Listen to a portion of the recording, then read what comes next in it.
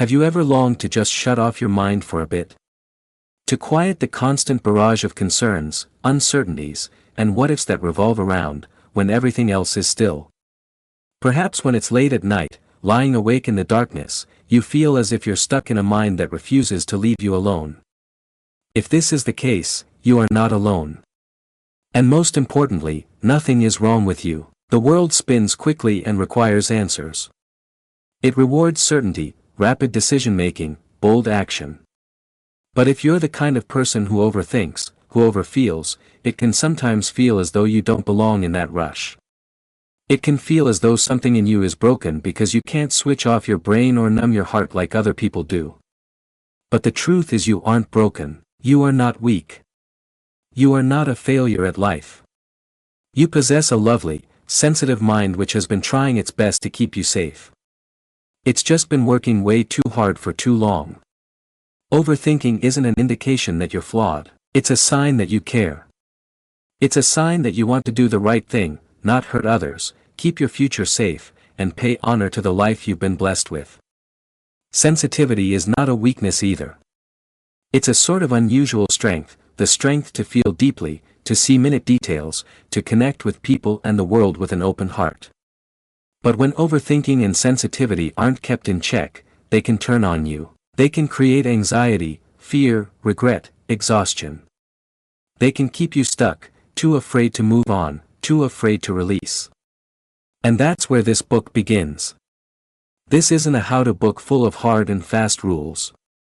It's not a list of techniques that you'll need to learn overnight. It's a dialogue, a gentle, quiet walk together through the din in your head. It's a call to begin looking at yourself in a different way, to stop resisting your own nature, and to start finding peace, not by trying to become someone new, but by being wholeheartedly you. Over the next chapters, we'll discover why your mind thinks too much, why your heart hurts so much, and how you can develop a new relationship with your thoughts and feelings. You'll discover how to loosen the grip of fear, how to trust yourself once more, and how to walk into a life where your mind is not a battlefield, but a companion on your path. You don't have to be held captive by your thoughts for the rest of your life. You don't have to silence who you are in order to be at peace. You just need to know how to be with yourself differently, in a more patient, forgiving, understanding way. And that is what we're going to do here together. This is the start of a softer path, a path where you don't have to battle your mind anymore, but can walk with it in a gentle way, a path where peace isn't something to pursue, but something you invite home slowly again. Let's start. Chapter 1. Why our minds just keep going on. Have you ever noticed how your mind can turn the tiniest thing into an endless chattering with yourself? A straightforward decision, something someone says offhand, thinking about tomorrow, and suddenly it goes into a cycle of questioning, analyzing, doubting, and it seems like you are stuck in your own head and cannot escape. But here is something that needs to be remembered. Your mind isn't working against you, it's trying to protect you. In the past, our ancestors relied on minds that could foresee danger, detect threats early, and prepare for challenges like storms or scarcity. Back then, what we now call overthinking was actually a vital survival tool. It was a survival skill, being careful, questioning every option, expecting the worst, and that's what kept them alive. And that ancient programming is still within us today. But the world we live in today is much different. Most of the dangers we face aren't survival. They're social situations, career options, personal aspirations, emotional risks, and yet your mind responds the same way it did thousands of years ago. It wants to shield you from pain, from rejection, from failure. It believes that if it just thinks hard enough, if it works out every detail, it can protect you from making errors, from being hurt. The catch is life is not something that you can fully control. No thinking will guarantee a flawless outcome. No worrying will keep all mistakes from occurring. And so the mind continues to spin, desperately seeking a sense of certainty that never quite materializes. That's when thinking no longer serves and begins to wear one out. You've probably experienced it, that wait, that inner tension to find the ultimate answer before acting, to be totally certain before taking the next step. You've probably procrastinated in terms of decision-making, concerned about what other people think, envisioned myriad worst-case scenarios that immobilize you. It's not that you're broken or weak. It's because your mind is overthinking to perform an impossible task. And the more you attend to that fear-based thinking, the louder it gets. You begin to assume that you want more time, more analysis, more planning. You become mired in a cycle hoping that just one additional round of thinking will at long last liberate you. Freedom does not occur from thinking more. It is a result of understanding that you don't have to know everything in order to proceed. Your brain is a great tool, but it's not supposed to be your master. It exists to serve you, not to dominate you. You don't have to accept every thought it presents to you. You don't have to respond to every question it poses. You needn't answer every fear it creates. You can start to step back. You can start to notice your thoughts for what they are, mere thoughts, not reality. You can learn to shut off the constant chatter, not by combating it, but by no longer fueling it. You don't have to think your way to peace. You can sense your way there.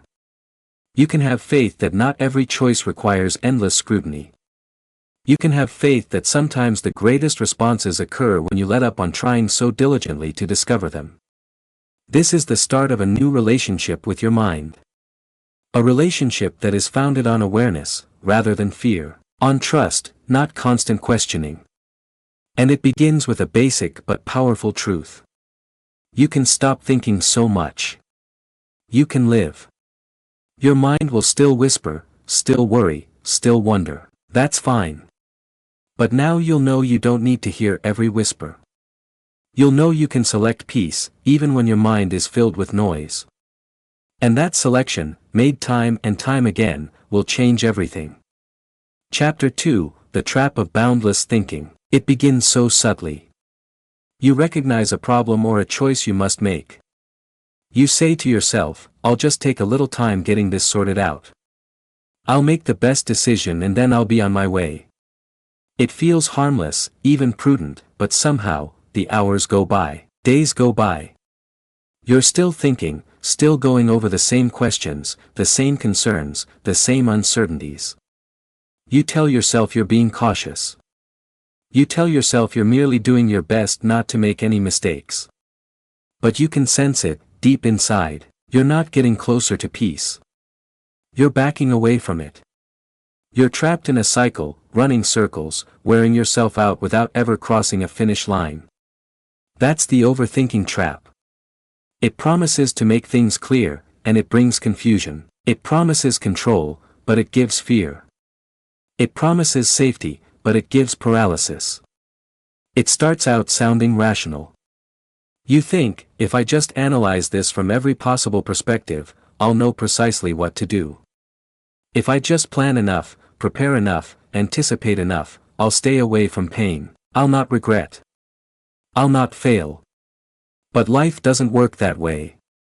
Regardless of how well you plan, you can't foresee everything. Regardless of how intensely you think, you can't ensure a perfect result. Regardless of how hard you try to defend yourself, there's no escaping every setback, every misstep, every unanticipated storm. And the more you struggle to reason your way to knowingness, the more knotted up you get with fear. You begin to visualize all the possible ways things could go wrong. You begin questioning your own intuition. You begin distrusting your own heart. You seek answers, but all you get are questions. It's like quicksand. The more you fight, the deeper you sink. The more you think, the less you can act. The more you analyze, the more you freeze. Overthinking doesn't only rob you of your time. It robs you of your confidence. It robs you of your joy. It robs you of your freedom to live and live fully. And the worst part, it seems never ending, because there is always something else to think of. One more option to weigh. One more danger to escape, one more sorrow to dread. But here is something great to remember. You have permission to escape the trap. You're permitted to halt spinning. You're permitted to take action even if you're not 100% certain. You're permitted to trust yourself even when your mind presents you with 1,000 reasons why you shouldn't. Thinking isn't the enemy. Overthinking is. Thought must work for your life, not control it. Thought must guide you to action, not paralyze you. Thought must make you clear, not cloudy. You don't have to think more. You have to think differently. You have to know when thinking has stopped being beneficial and begun to cause harm. You have to realize when you're no longer preparing, you're just worrying. When you're no longer problem solving, you're just going around in circles.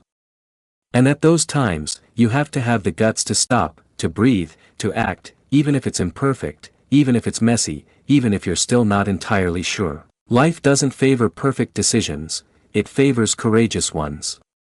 It doesn't unfold for the one who overthinks, but for the one who dares to move ahead, even with a racing heart, trembling hands, and a mind full of doubt. You don't need to be fearless to live fully, you just need to be willing. You simply must be willing. You don't need to muzzle every doubt to proceed. You simply need to hear a new voice within you, the voice that tells you, it's okay. You've thought long enough. You've done enough. Now it's time to live. That voice may be small to start. It may feel hidden beneath layers of habit and fear.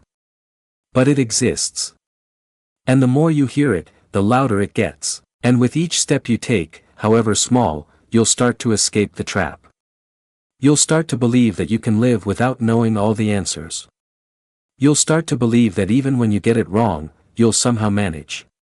And, most of all, you'll start to feel what overthinking has been denying you all along, the simple, strong, beautiful peace of just being here, alive, and going forward. Chapter 3: Sensitivity and Overthinking, the Hidden Connection. If you've ever felt like your mind runs louder than those around you, like you pick up on subtle details others overlook or feel emotions more intensely, there's a reason. You're sensitive. And that sensitivity is closely tied to your tendency to overthink. Being sensitive means you don't just move through life, you deeply feel it, often absorbing the world in ways others might not even notice. You can feel the tension. In a room, before anyone speaks, you catch the underlying meaning behind a careless remark. You notice all the little things that others miss. It's a lovely gift, but it can make the world overwhelming. Because you feel so much, your mind tries to assist. It operates over time to deal with every experience, every emotion, every possibility. It studies conversations. It relives situations.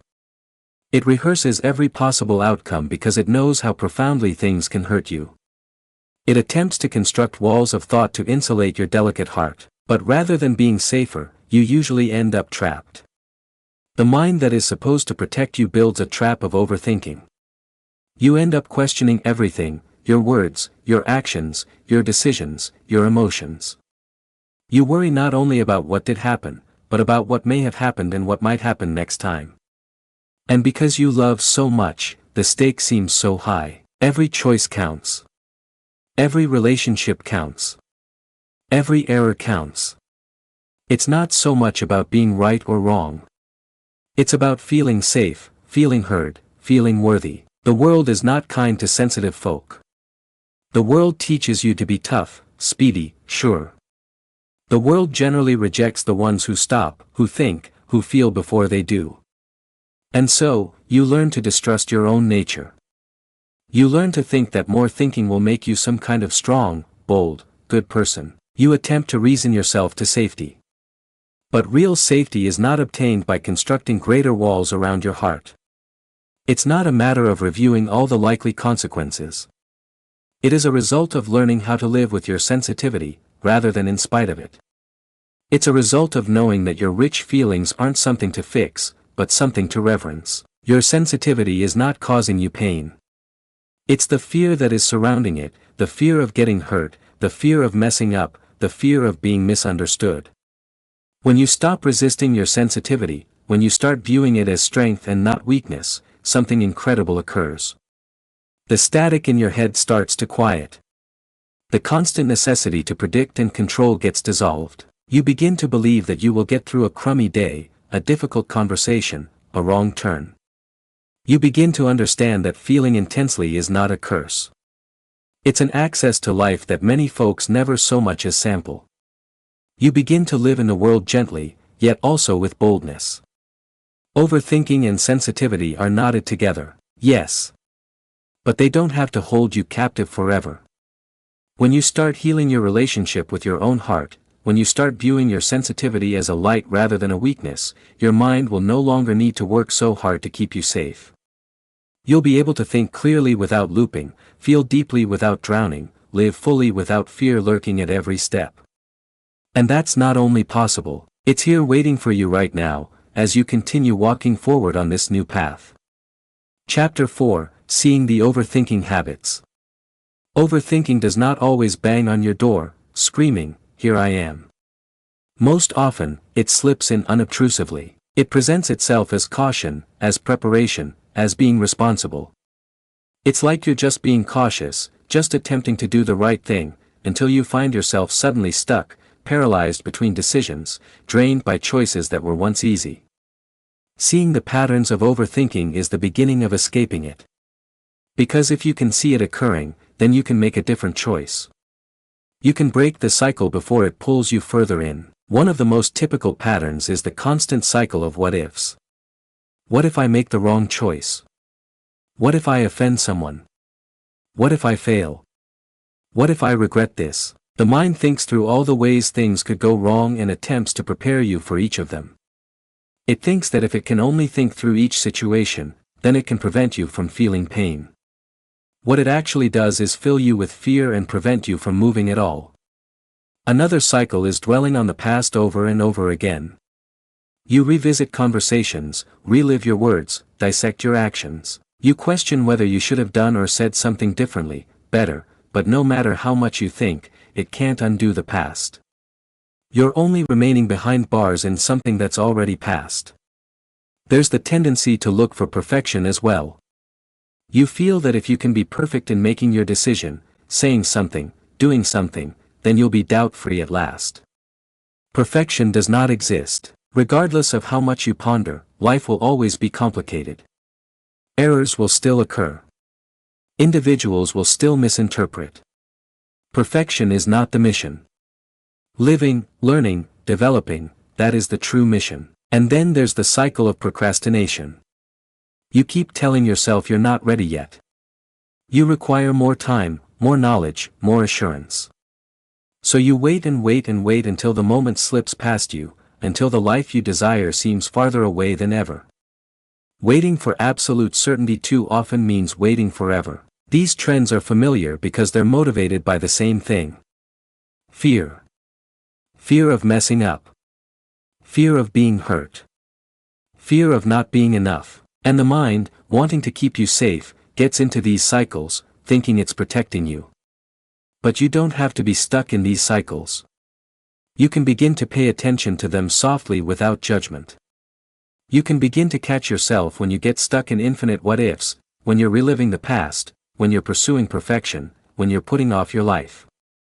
And when you catch yourself, you can breathe. You can remind yourself that thinking more is not going to rescue you. Trusting yourself, forgiving yourself, and getting on with it, that's where true peace lies. You don't have to wrestle your mind. You don't have to fight every thought. You just need to notice when your thinking has ceased to serve you and begun to harm you, and in that instant, you can pick another path. It's not about never overthinking. It's about not being stuck for so long. It's about knowing when you're stuck and quietly guiding yourself out. The more you do this, the more natural it becomes. The more you notice the patterns, the sooner you can get back to peace. You'll begin to trust yourself once more. You will begin to feel lighter, freer, more alive. And you will know that your mind, once so noisy and weighty, can be a place of peace once more, not because you pushed it into quiet, but because you learned to walk alongside it, to lead it, to calm it, like a wise and compassionate friend. You have that power within you. You always do. And now you're learning to apply it. Chapter 5, Easy Mind Soothing Tricks. When your thoughts are racing and the chaos in your head becomes intolerable, it's easy to convince yourself that you're helpless, that you can't control your thoughts, that when overthinking sets in, all you can do is surf the tempest and pray it will pass. But the truth is, that isn't so. You can soothe your mind. You can break the spiral. You can have moments of calmness, even amidst turmoil. You don't require fancy rituals. You don't need to learn how to meditate or go off into a monastery. Small, straightforward practices can have great changes. Soft methods you can use at any time, anywhere, to return yourself to the present and calm the commotion inside. One of the easiest and most effective methods is conscious breathing. It's too simple, really, almost absurd, but it's effective. When you notice your mind racing, pause. Put your hand on your belly or your chest. Feel the breath moving in and out. Breathe slowly, deeply, consciously. Count to 4 as you breathe in. Hold for 4. Breathe out for 4. Hold again for 4. Do it again. This simple action brings you out of the infinite thinking cycles and back into your body, back into the present. Another method is grounding yourself through your senses. When you're stuck in your head, your senses can ground you. Take a look around and list 5 things you see, 4 things you can touch, 3 things you hear, 2 things you smell, 1 thing you can taste. It may seem insignificant, but it shifts your mind away from terror and into the present world where you are safe, where you are here. Journaling is another soft weapon. When your mind is racing, putting it down on paper can be like letting it go. You don't need to write anything beautiful or poetic. Just dump your thoughts on the page, all tangled and raw. Let them exit your brain and exist elsewhere for a bit. Often, once they're out on paper, they lose their grip. They're words on paper, not terrors in your head. Exercise can also help. When your mind is stuck, get your body moving. Stretch, walk, dance, shake out your hands. You don't need to be a marathon runner. Just move enough to remind yourself that you exist, that you are not alone in your head. Movement can clear the mental clutter, shaking off the dust and making room for fresh energy to flow. And most importantly, speak to yourself with the same kindness you'd offer someone you love. When overthinking starts to creep in, don't criticize or shame yourself. Instead, respond with compassion and gently say, "I see you. I know you are trying to defend me. Thanks. But for now, I prefer peace. For now, I prefer to trust. For now, I prefer to stay here." These tiny practices won't vanquish overthinking overnight. They're no magic spells. But they're bridges, small bridges back to peace, back to yourself. And each time you employ them, you fortify a new habit within you, a habit of kindness, presence, and trust. You are not helpless against the tempests within your mind. You possess the tools to soothe them. You possess the power to walk yourself home. And each tiny instant of calm you establish is a step toward a less noisy, more liberated life. You are learning to guide yourself with compassion. You are learning to select peace deliberately, and that is where true transformation starts. Chapter 6, Trusting Yourself Once More. Overthinking and doubt go hand in hand. The more you think, the more you doubt yourself. The more you doubt, the less you trust. And without trust, even the most minor decision can be overwhelming. Each decision is a war. Each move forward is unsteady. You begin to look outside of yourself for answers, hoping someone else can tell you what to do, how to feel, who to be. But the reality is no one else can provide you with the certainty you're looking for. It must come from within you. Learning to trust yourself once more is not about never messing up. It's having the faith that when you do, you will be fine. It's having the confidence that you have the capability to deal with what comes your way, the wisdom to learn from it, and the capacity to get up again. You build trust with yourself by making small promises. Tiny moments of choosing to hear your own voice rather than deafening it with fear. Small moments when you step into the unknown without requiring a promise. Small moments when you permit yourself to be alive, even though it is complicated, even though it is not perfect. It is in a yes when there is something within you that feels called to something new, even if you are afraid. It is in a no when your heart feels like it's carrying too much weight, even though you fear disappointing others. It's in pausing when you're overwhelmed, breathing when you're anxious, resting when you're tired. It begins with recognizing that your body, mind, and heart are constantly communicating with you, and you can learn to listen. Self-trust deepens every time you honor that inner wisdom. Each time you choose to believe in yourself, that you're capable, intelligent, and worthy of love and respect even when you stumble, you strengthen that trust. And just as importantly, it means forgiving yourself when you make mistakes, because you will. We all do. Trust is not created by being perfect. It's created by being authentic. Authentic about your fears, your wants, your fallibility. It's created by providing yourself with the same mercy you would provide a close friend. You don't need all the answers. You don't need absolute certainty to take the next step. Life isn't about flawless choices, it's about learning, adapting, and evolving. Every decision offers a lesson, and every risk or experience helps shape who you're becoming. You are not fragile. You are not helpless. You are not broken. At the center of you is a well of strength that no quantity of fear can destroy. At the center, you is a wisdom that has the ability to find its way forward, even when your head is muddled with uncertainty. The more you trust yourself, the less noise the overthinking makes, because trust is the antitoxin to fear. Trust is the anchor that holds you firm when the storms of not knowing come up. Trust is the inner voice that says, no matter what, I'll be alright. I'll get through this. I'll learn, and I'll grow. And that voice, your voice, is already within you waiting for you to hear it once more. You don't need to earn your own trust. You just need to go back to it. One tiny promise at a time.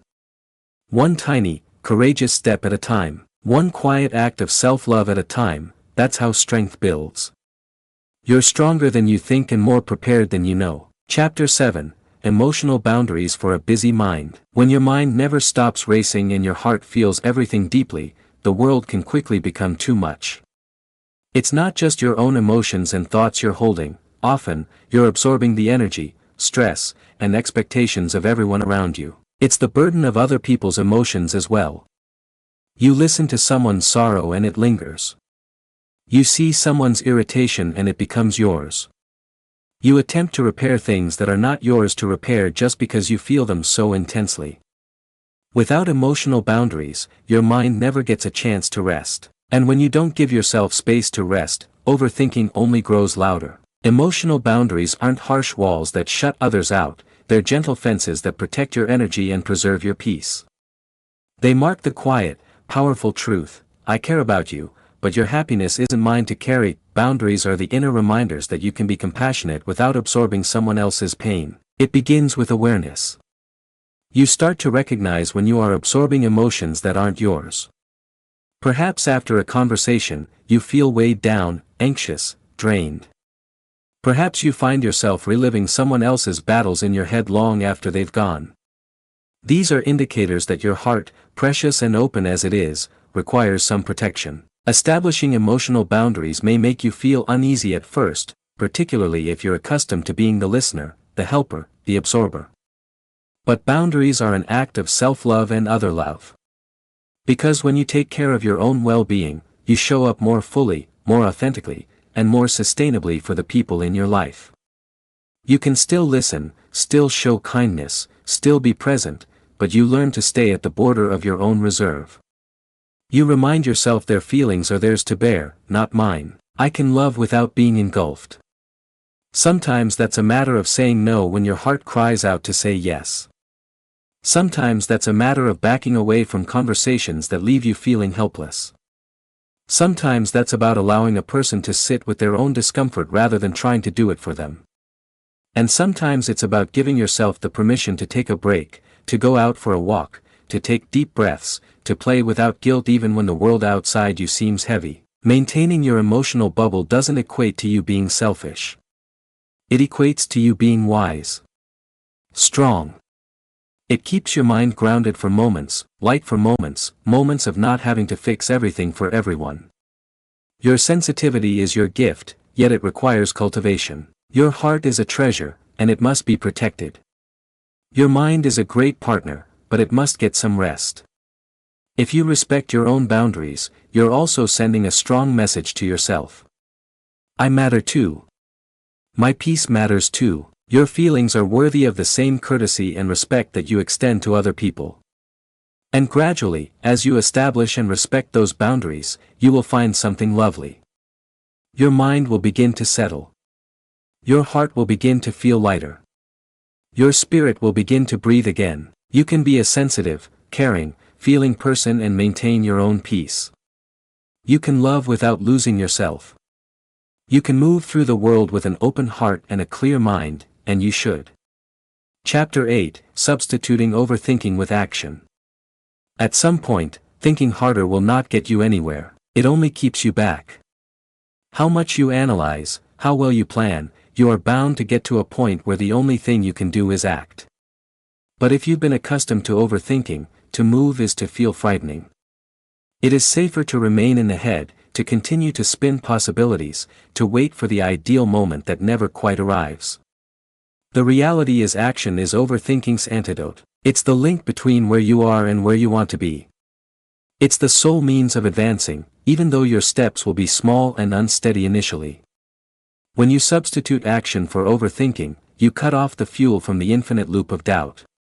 You demonstrate to yourself that you can manage not knowing.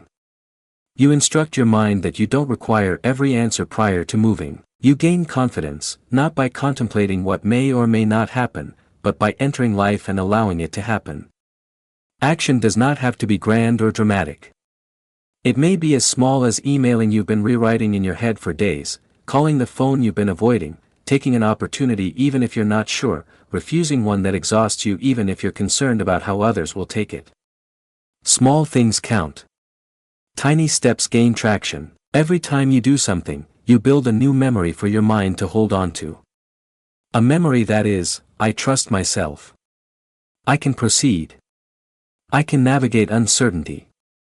Allowing perfect clarity to come later is a trap. Clarity usually comes after you do something, not before. You don't think your way through everything. You work it out by living, by trying, by learning as you go. Occasionally, you'll get things wrong. Occasionally things won't turn out the way you wanted. That's fine. Mistakes are not failures. They're teachers. Every step, every stumble, every detour is part of the journey.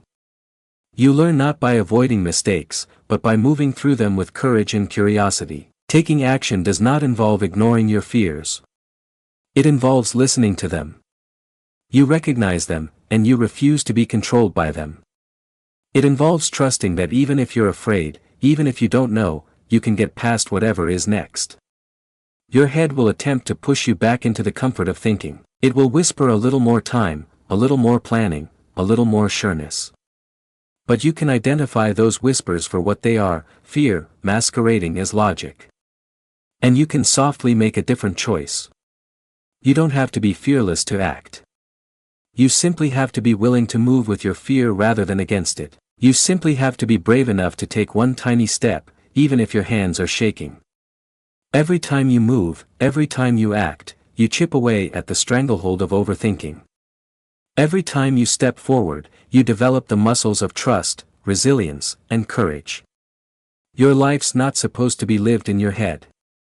It's supposed to be lived out here in the real, messy, gorgeous world. It's designed to be felt, touched, and molded by your own heart and hands. You don't need to know everything. You don't need to wait until you're ready.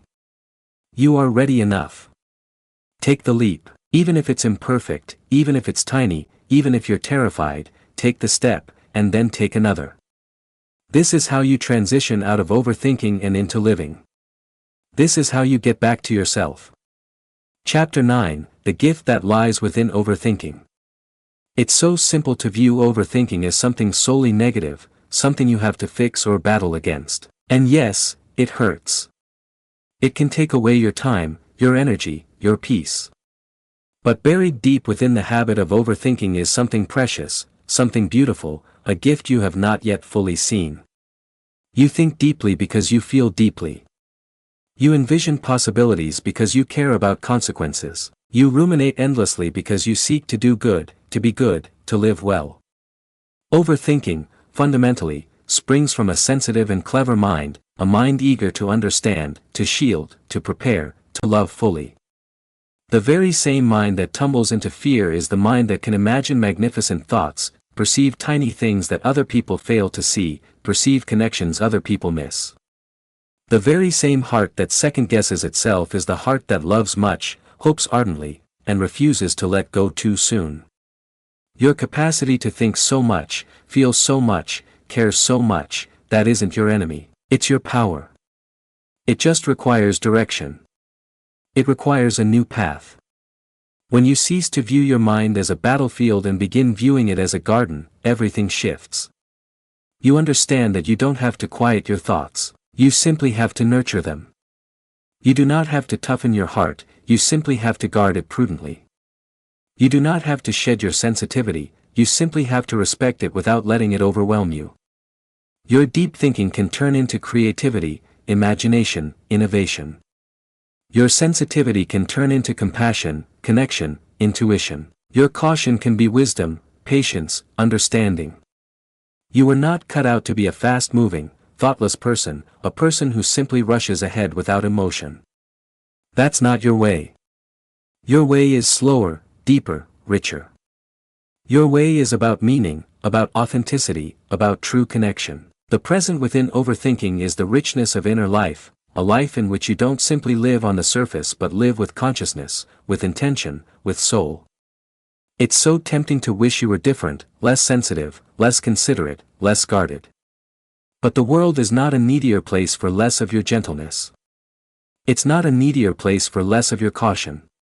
It requires more individuals who think before they act, who feel before they judge, who care before they dismiss. You possess something valuable within you, something the world requires. Your role is not to erase it. Your role is to mold it, to direct it, to allow it to sparkle without allowing it to destroy you. You're not broken.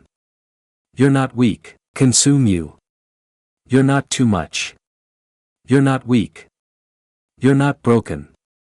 You are exactly who you are supposed to be, sensitive, thoughtful, full of depth and life. And when you no longer fight yourself, when you love your true when you no longer fight yourself, when you love your true nature with kindness and wisdom, you'll discover that the very things you once perceived as shortcomings are really your greatest assets.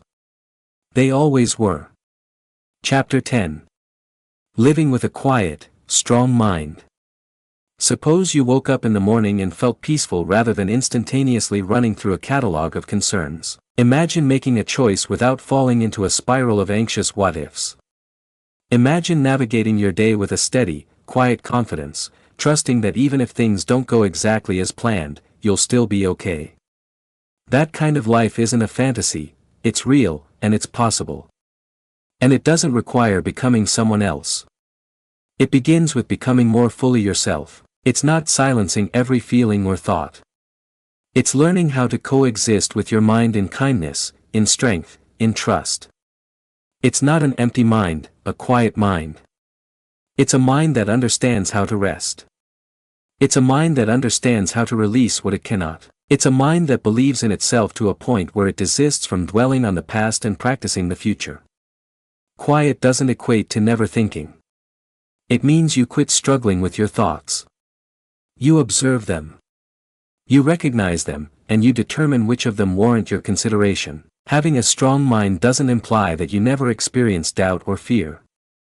Strength is not the lack of struggle. Strength is the capacity to keep going even when the way is uncertain. It's the capacity to listen to the noise and select peace in spite of it. It's the capacity to be kind to yourself in times of doubt, to give yourself a gentle word instead of a harsh one. Each day presents you with small chances to train. When you find yourself excessively thinking, you softly direct your mind back into the here and now. When you see fear creeping in, you tell yourself that you are capable of standing discomfort. When your mind goes on and on with never-ending tales, you opt to take action rather than getting stuck. You construct a peaceful, unshakable mind the same manner you construct something worthwhile, through patience, through practice, and through love, not by pushing or hurrying, but by going back, over and over again, to the fact that you are not your thoughts. You are the observer of them. You are the chooser. There will still be difficult days. There will still be times when your mind will be chatty, when your heart will feel burdened. That is all right. Growth is not about perfection. It is about strength. It is about recognizing that even when you slip back into bad habits, you can regain your way forward. The peaceful moments will get longer with time. The storms within will become softer. You'll learn to trust your own rhythm, your own journey, your own inner wisdom. You'll cease to need to anticipate every outcome. You'll cease to need to know for sure before you take action. You'll learn to live more openly, more freely, more courageously, and someday you'll turn back and see that you didn't shut your mind down by violence. You restored it with gentle care. You instructed it to learn a different way of being. You became at peace with yourself. This isn't where you stop going, it's the start of a new chapter. A chapter in which your mind is not a prison, but a partner. Not a cause of fear, but a cause of strength. You can live with a still, strong mind. You can live a life full of trust, full of hope, full of freedom, and with every little step that you take, you get closer to that kind of life. It's already underway. A message for you. If you've reached here, I'd like you to hold up for a moment and really absorb that. You made it. Through all the din, all the uncertainty, all the weight, you walked. You persisted in believing that peace was an option for you, and it is. I want you to understand that there is nothing at all wrong with what you feel, how you think, how your heart navigates the world. Your sensitivity, your profound thinking, your cautiousness, they are not errors. They are a part of your strength, they belong to your light. You don't need to become someone else to have a peaceful existence. You don't need to quiet every thought, or harden your heart. You don't need to be perfect. You just need to be willing to trust yourself a little bit more with each passing day, willing to step forward even when fear suggests that you stand still, willing to believe that you deserve love, rest, joy, exactly as you are. There will still be times when the noise creeps up again. That's okay. There will still be days when your head is weighed down. That's just being human. But now you have tools, you have wisdom. You have a new voice within you, a softer voice, a more mature voice that knows how to guide you back to peace. Listen to that voice. Nourish that voice. Obey that voice when the old habits try to draw you back. You are not the only one on this path. There are so many tender, deep-feeling hearts like you in this world, walking in quiet ways towards freedom. And with each step you take, you illuminate the way for others as well. So breathe, smile. Stand in your place in this life fully and courageously. You have all you need within you. You always have. And whatever comes next, you are prepared. Thank you for being on this journey with me.